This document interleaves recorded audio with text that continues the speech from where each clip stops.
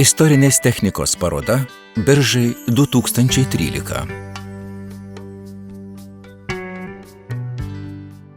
Šventėje dėmesį patraukė stilinga pora, vilkinti Antrojo pasaulinio karo amerikiečių aviacijos tarnybos uniformomis ir atvykusi karinių visureigių Willis pagamintų 1943 metais. Tai Juris Gagainis, Latvijos meno akademijos dizaino fakulteto profesorius su žmona. Pakalbinus svečius, paaiškėjo, jog senovinės technikos klubas Klasika gerai žinomas ir Latvijoje. Šventę Biržuose profesorius sudomino kolegos praeitais metais dalyvavę klubo renginyje.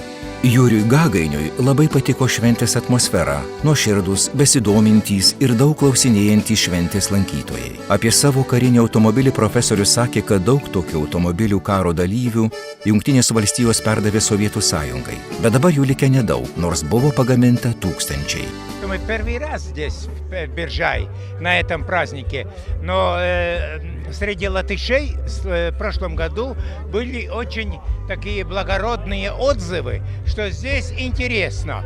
И я с некоторыми коллегами, с друзьями, я говорю, я тоже в этом году приеду. И приехали, вот это моя супруга, и мы действительно рады, нам здесь нравится.